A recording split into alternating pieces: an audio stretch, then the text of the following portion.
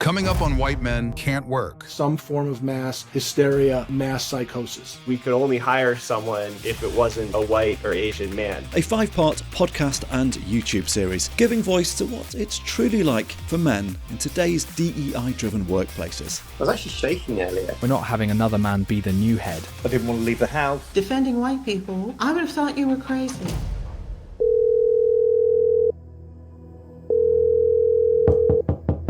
In a dorm room at the University of Exeter in southwest England, philosophy student Rob Ivinson is on the phone to an old friend. Rob's aunt, who'd been like a second mother to him, has just died.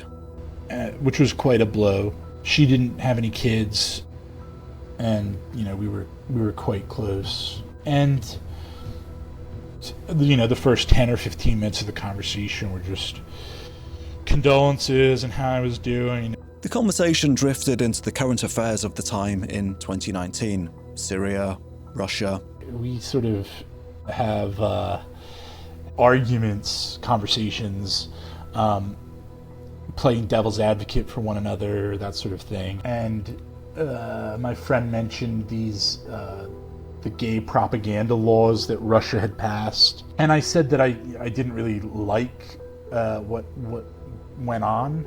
It wasn't about them being gay or not. It was about that I wouldn't like that sort of display if it was heterosexual either. So I said, I don't really like gay pride parades. I wouldn't really like heterosexual pride parades. I don't really like I don't really like public displays of affection to that degree. 15 minutes after the phone call came to an end, I had a knock at the door. What Rob didn't know was that his neighbour, listening through the wall, had called university security. There were two guys, and he stuck his foot in the door. He had boots on, and he stuck his boot in the door, so I couldn't close it. And he said, "You've been saying some very offensive things in here." And I went, kind of, what? What do you, is this a joke? If only. The boot in Rob's door was deadly serious. A jackboot for our times. A sign of an extreme, frankly bonkers ideology that's somehow taken root in our universities and workplaces, all in the name of promoting DEI, diversity, equity and inclusion. A self-righteous, simplistic worldview that might be forgivable for 2 stone freshers comparing their gap years milking yaks in Tibet. But this stuff has captured the minds of CEOs, university presidents, and impacted millions of people, crudely sowing division, trampling over fairness and free speech, and demonising men. I'm Tim Samuels. Welcome to episode 2 of White Men Can't Work, a podcast and YouTube series giving voice to what it's truly like for men in today's DEI-driven workplaces, and how the heck we got here. In this show, the psychology of how DEI's managed to spread like wildfire. There is definitely an element of contagion here, because emotions run high when it comes to sense of prejudice, that something is wrong. And you don't want to be the one in the crowd that actually doesn't follow suit. They've used influence mechanisms, manipulation, coercion, and always at the loss of the white Westerner, always at the loss of masculinity and males. Some DEI programs are on the ropes now under President Trump, but he's not the first Republican to try and take out diversity. Reagan thought we didn't have a problem anymore. He thought that affirmative action had run its course, that workplaces were fair. And how did it become acceptable for an academic at a top university to receive this hiring directive? We had a dean that said we could only hire someone, a professor, if it wasn't a white or Asian man. That's all coming up on White Men Can't Work. And if you missed episode 1, I'm not a white supremacist, but a documentary maker who spent most of his career working for the likes of the BBC and Nat Geo, has long championed men's mental health, sees the damage that divisive DEI is doing to men and fundamental liberal values, who ominously knows speaking out probably won't do me any favours, and would love you to subscribe to the show on YouTube. But let us return to that boot in Rob Iverson's door in the University of Exeter. Security has just confronted him about a private phone call in his dorm room. Rob was then summoned to a meeting with university administrators.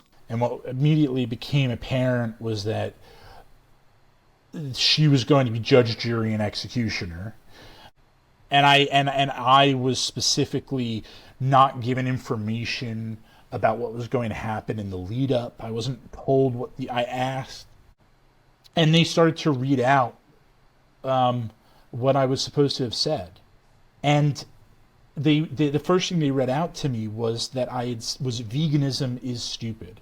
And I was so taken aback. I could not believe that I was there for my opinions on veganism, that I had to ask them to repeat it 3 or 4 times.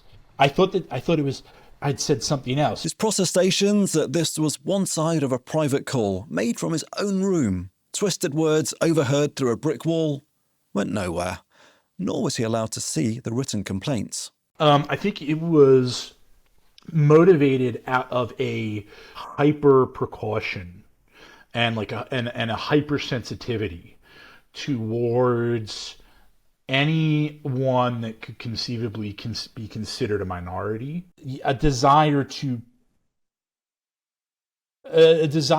read discomfort as harm, I think would be probably the best way of saying it. The university put Rob on a disciplinary contract. He lost his position as a resident mentor, worth £4,500 a year to him. Already struggling with his aunt's death, the process broke him. He moved out of halls to live outside Exeter and withdrew from university life. I was incredibly depressed. I was on some pretty heavy antidepressants and sleeping medication because of what had been going on with my aunt. I was broken. They'd gotten me at the right moment. And I just sort of gave up and took it. At this point, I'd normally go to Exeter and dutifully ask for a comment from their press office. But honestly, what's the point when dealing with an institution that can crush someone for one side of an eavesdropped, muffled private call in their room? Rob's run-in at Exeter can't be dismissed as an illiberal aberration at a uni. Far from it. Across the Atlantic, geophysics professor Dorian Abbott was working on a model to help explain why the Earth suddenly froze over. We write down the equations, and then we put them into a computer, and you can do that to predict weather and Earth's climate, current climate, and so that's a general thing. And then the type of thing I like to do is I do those big numerical calculations. Dorian was happily crunching his planetary data at the University of Chicago, an institution with a reputation for scientific brilliance that's produced more than 100 Nobel Prize winners. And I was just kind of doing my stuff, advising graduate students, teaching undergraduate lecture classes. And it wasn't until 2017 that I started to feel like, oh, something is going wrong here. A lot of science is kind of periscoped down. And I just didn't really care about politics or want to be involved in all that silly stuff, that kind of thing, until it kind of made itself involved in my life. What landed in Dorian's life was a hiring directive sent to his department. It wasn't the usual steer on who they should recruit. We had a dean that said we could only hire someone, a professor, if it wasn't a white or Asian man. That I didn't realize that at the time, but it's all happening behind the scenes kind of business. And so I was like, this doesn't seem right to me. No white or Asian men. That was the message conveyed to the hiring committee. I guess fundamentally, what was it that you most objected to? There's actually a number of things. Number one, I actually think what we're doing is important. I actually think doing science is important. And the work you're doing could impact climate change. Yeah, part of the things I've worked on is related to climate change. So I think what we're doing is important, and I want it to be done at the highest possible level. And I think that people should be appointed based on their abilities. So that's point one. Point two, I have sort of a natural instinct for fairness. It's something that I really have always cared about and think carefully about. And it just offended that. And then point 3 was really, I had a bunch of like students I had advised and young male, people looking for a job in that era that were just coming up empty over and over again in a way that bothered me. Like, there's this concept of toxic empathy. I don't know have you ever heard that concept? I've not, no. A toxic empathy is when you feel empathy for one person and it makes you do something that ends up hurting other people. That, why didn't you have empathy for them too? And so I was seeing the other side and feeling empathetic. Like, look at all these people who are really great scientists and deserve positions, and they're just getting passed over because of, who they were born as. So that ticked me off. And then the other thing was, some of these white and Asian males were not coming from wealthy backgrounds, and they didn't have advantages, but they were still getting discriminated against, fairly openly discriminated against. And that sort of made me feel like this is not fair. So how do things progress? What happens next? Well, all the things I didn't like just kept getting worse and worse and worse, to the point where you'd be like in a hiring committee or a student admissions committee, and people would be saying things like, "Oh, we don't need another Chinese person," or, "Oh, this essay reads like a classic white male essay, reject." I was like, why are we, what are we doing here? Are we getting students and hiring faculty because they're going to be amazing scientists? Or are we just trying to build a crew that, like the Pequod in Moby Dick, where you got one person for every nation on there or whatever, what? The hiring policy gnawed away at Dorian Abbott over 3 years. Eventually, he asked his department if he could give a seminar on the topic. They refused. He couldn't keep quiet any longer. And so then in the fall of 2020, I decided to do that, and then made some YouTube videos for my department saying, like, this is how I think about diversity and why I think what we're doing is not right. When you sent this around, what did you think the reaction was going to be? Well, so I had read Jonathan Haidt's books about, like, trying to explain your argument in the language of someone you're trying to convince. So I really tried to, like, explain it in a left-wing way, like, oh, we're trying to help these people, and that's great, but there's also these other people who are being harmed by it and who are saying that they can't talk about things on campus. I use the example of a Christian student who, feels like he can't talk about what he thinks about things on campus, and that doesn't seem very inclusive and things like that. But it completely backfired, because the response was, "You think white Christian men are oppressed?" 2020 was the era of the denunciation letter.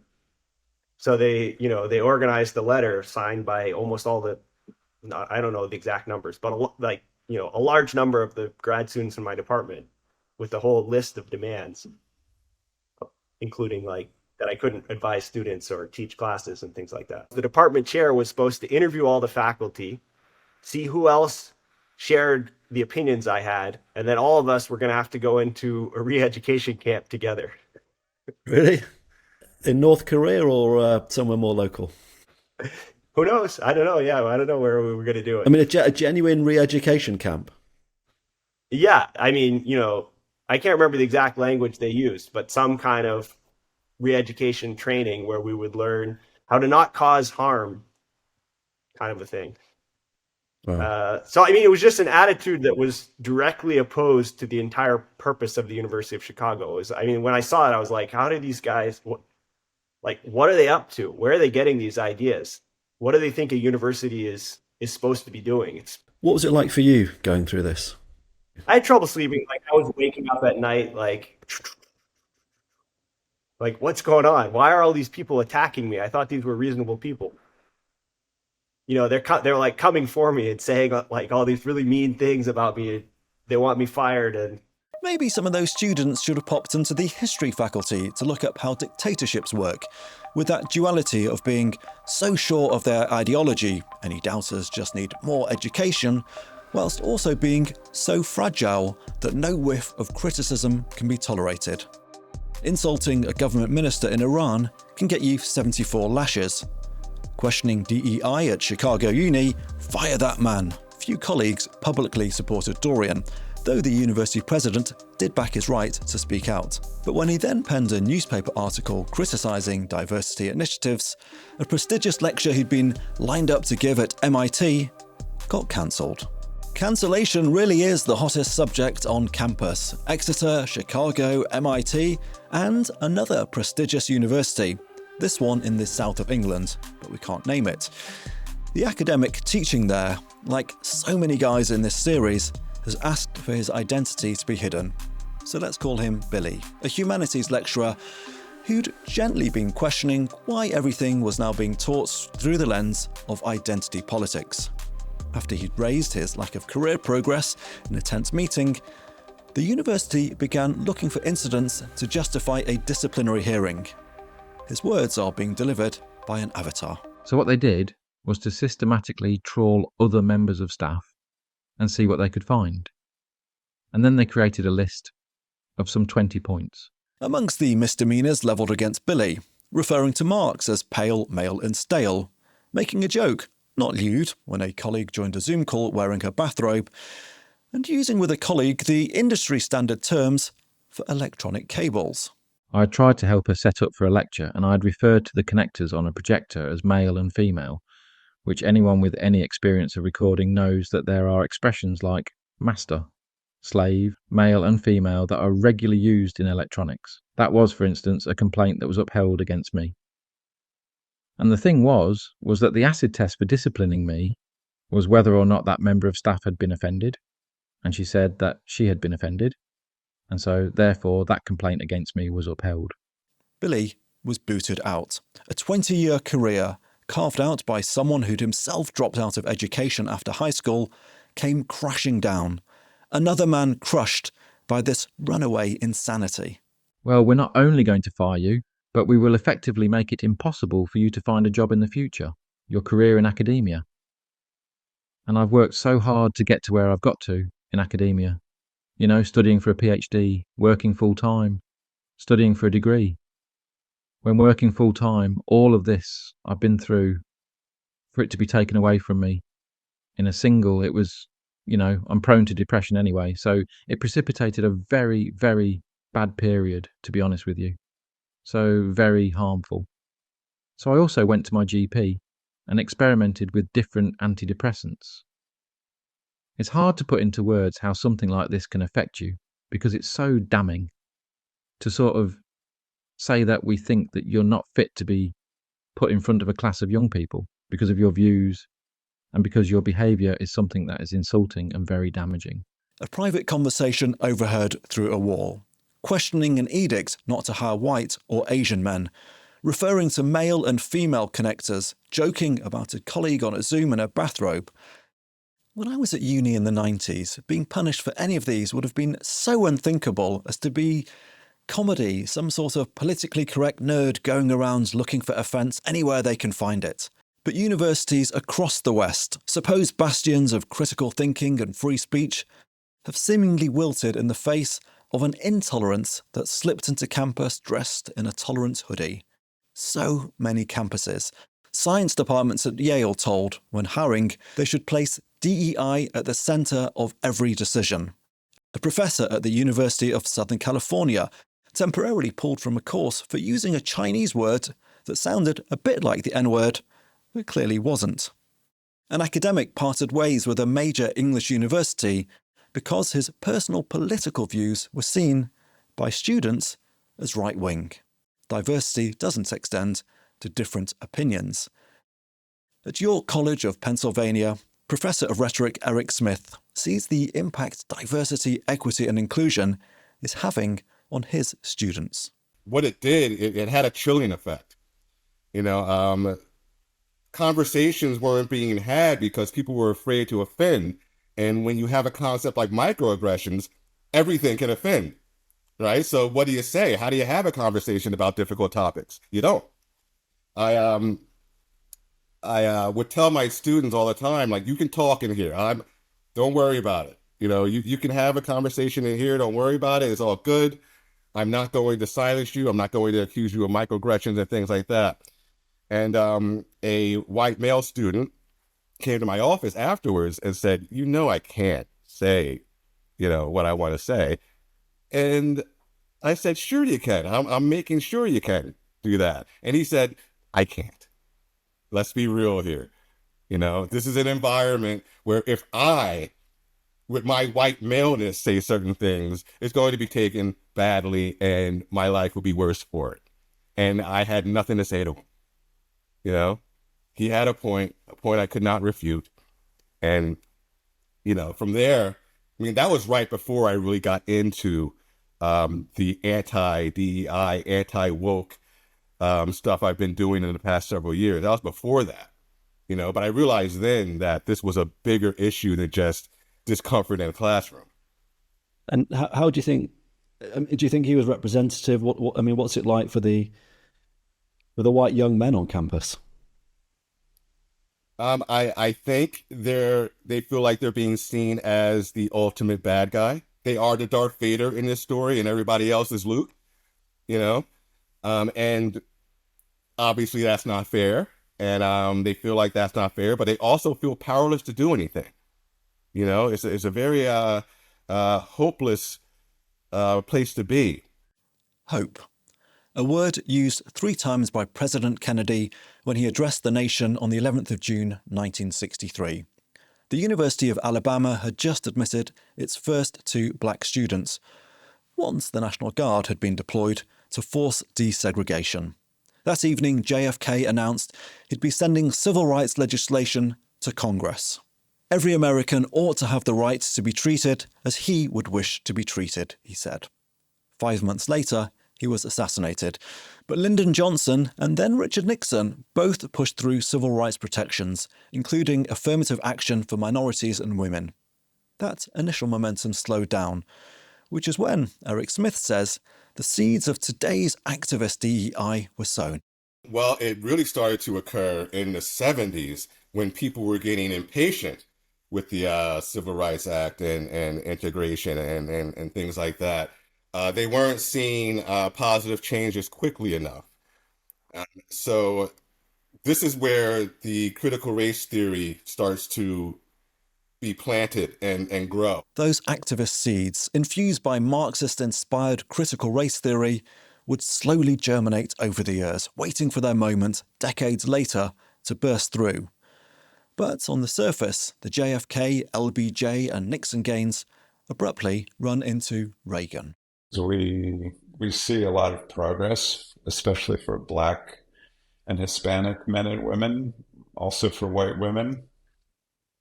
Pretty solid progress for Asian American men and women. But that kind of comes to a halt in the early 1980s when Ronald Reagan comes to office. Frank Dobbin, professor of sociology at Harvard, our guru on the diversity sector. Reagan thought we didn't have a problem anymore. He thought that affirmative action had run its course, that workplaces were fair, and that we just didn't need that regulation anymore. Faced with high unemployment, he wanted to slash red tape. Reagan tried overturning the executive orders that had created affirmative action before settling on weakening the regulations and enforcement. The government pulls back on diversity, but big companies have other ideas. Reagan was in office for 8 years, starting in 1981. During those years, something kind of interesting happened. The people who were working in the domain of equal opportunity in corporations, they thought there was still a problem, even if Reagan didn't. And so they started to reframe what they were doing, not as equal opportunity or not under a kind of fairness doctrine, but under a doctrine of business necessity. So they started pointing out that the workforce was becoming dramatically more diverse. So it became pretty easy to argue the workforce of the future is going to be diverse, whether you like it or not. And that argument kind of carried the day. So we saw almost nobody has an equal opportunity department anymore. but mostly these people are called diversity managers, diversity officers, and diversity, equity, and inclusion departments. Echoes of today as the Trump administration uses its power to rein in a far more ideological form of DEI. Whilst, as we'll see later in the series, the multi-billion diversity sector rapidly tries to reinvent itself to survive. The sector did successfully see off Reagan. In the 90s and into the noughties, most major firms put some diversity programs into place, driven by a sense of it being good for business. We'll address that. Some well-meant intentions to tackle injustices, let's be fair, and the threat of whopping payouts. Morgan Stanley, Smith Barney and Merrill's collectively paid out more than $650 million to settle sex discrimination claims. Coca-Cola alone coughed up $192 million to settle race discrimination action. Whilst corporate America dances with DEI, throughout this whole period from Nixon through to Obama, those activist seeds planted in the 70s had been sprouting, particularly in academia and departments like ethnic studies, with its radical focus on power and privilege. By the 2010s, the conditions for this activist DEI to bloom are more favourable than ever. Companies are terrified of being sued, identity politics is on the march, a wider hypersensitivity to causing offence has taken root, and smartphones and social media are bringing once-hidden racism to light, leading to the birth of Black Lives Matter in 2013. But if we take a head-scratching step back, how have we got here? How is DEI dogma taking root across academia and about to capture the corporate world? Not just the, let's call it, well-meaning HR stuff, but a deep divisiveness rooted in Marxist ideology. Here's what I really struggle with. How have so many smart people, top academics, corporate leaders, been so taken in by DEI, rather than something more pragmatic and data-led that really could have made that much-needed difference against racism and sexism? How on earth did the University of Michigan spend $250 million on diversity programs? $250 million! At times of existential angst, I turn to therapist Carol Sherwood. To understand how people get swept along by groupthink, she says we should look at the pioneering experiments of social psychologist Solomon Asch. Solomon Asch did his conformity studies in the 1970s, which actually showed that when you get people in a room together and everybody but one person is saying, you know, this line is longer than that line, and everybody but one person says that the shorter line is actually longer than it really is, and that one person feels such pressure to conform that they will lie in order to conform to the group. And again, it's that similar thing. It's an evolutionary thing, isn't it? That, you know, if you don't conform, then you're likely to be an outcast or you'll be viewed badly. I think that we are definitely living through a groupthink crisis at the moment. Because so many people believe so strongly that they are right, that they've got the moral high ground, that they're on the right side of history. And there's nobody within that group to say, hang on a minute, are you absolutely sure about this? If they do, they get cast out. And so the groupthink just perpetuates the problem. It's fascinating. You know the line is longer, you can see it is, but you still say it's not, just to fit in. But why stop at one therapist? Dr. Dina McMillan is, like Solomon Asch, a social psychologist. For what it's worth, she's black, if you're not watching on YouTube, and not a fan of DEI. I like to see women in certain positions, but anywhere we go, I want to earn it. I did not put my race on my application to Stanford University. It's the hardest university in America to get into. I didn't want anybody afterwards to be able to say they only let you in because of a DEI practice. And I faced terrible racism while I was there. Terrible. But I got out. I graduated. Dr. McMillan's expertise is influence, manipulation, and brainwashing. Her thoughts on how DEI has taken root. Please understand, my social psychology colors everything I do. And I look at how the West, since, the 80s, 90s, has sought to remedy issues between groups. They've used influence mechanisms, manipulation, coercion, and always at the loss of the white Westerner, always at the loss of masculinity and males. So there are some people who've just succumbed, they've submitted, they comply, they've taken on these values. It makes them feel good about themselves to allow themselves to be misused and taken advantage of. I suppose the argument is that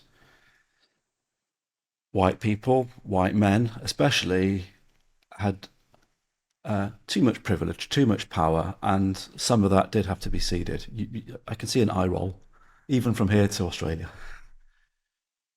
2 eye rolls, yes. Well, you know what? Maybe, but I guess I'm too capitalistic and American. I figure you built it, you own it. That's, it's, if we wanted to get concessions from white males, it's important to show them that there are genuine benefits to doing so.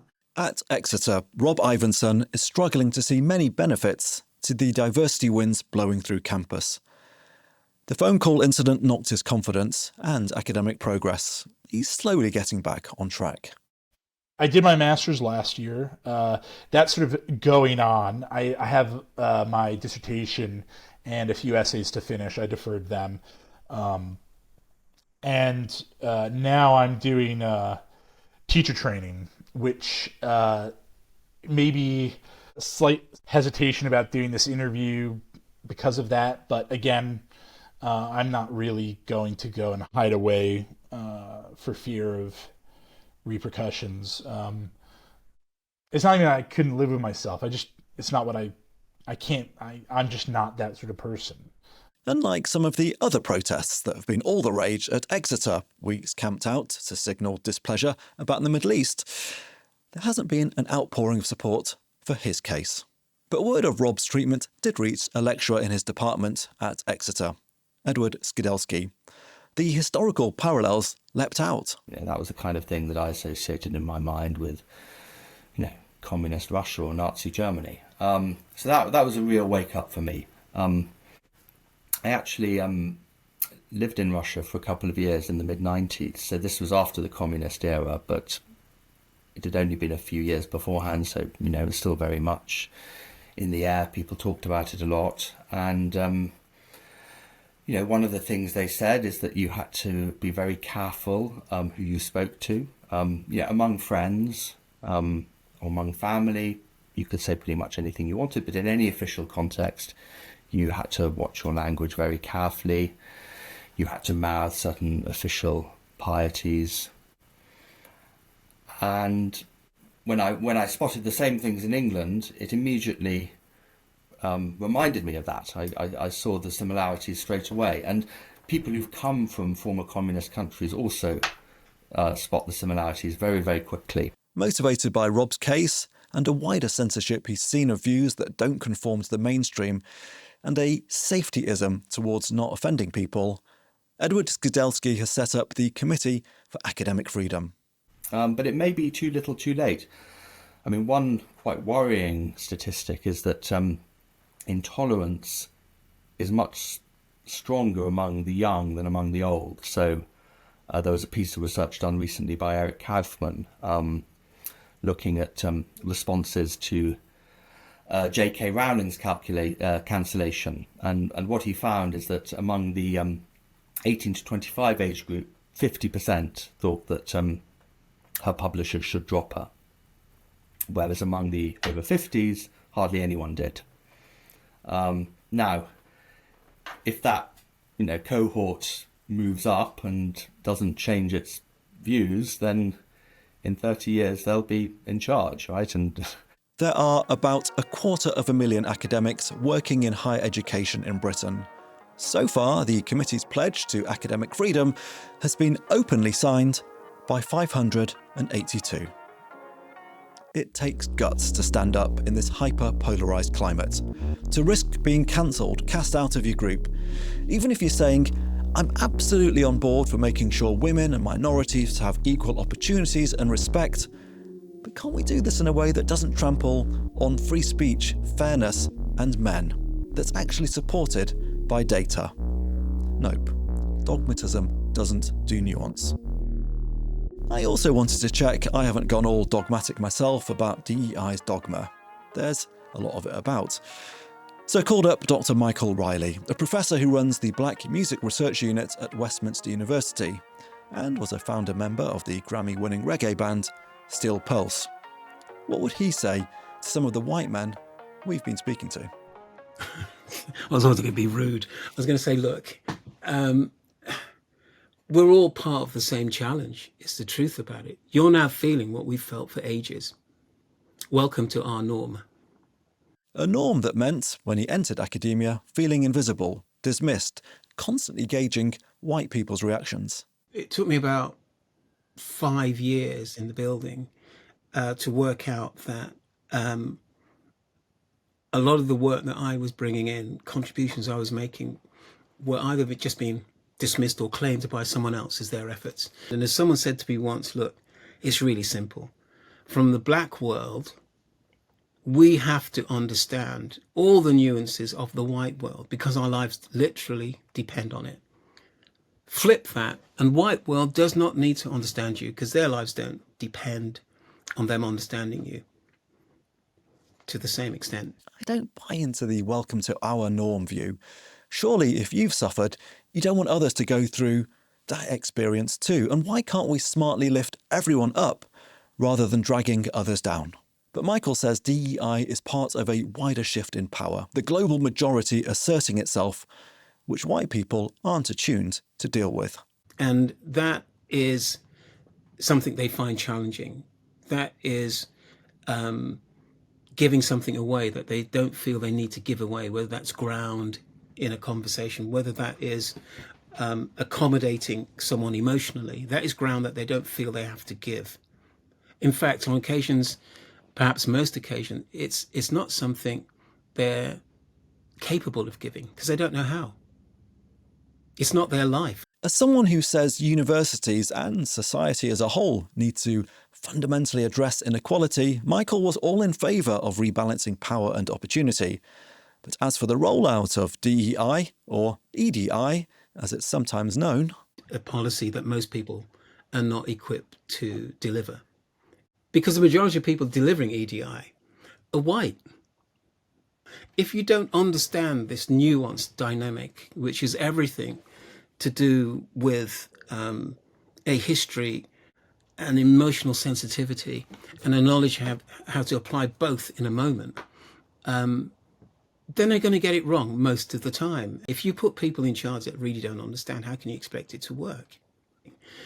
And yes, the pendulum swung too far, arguably,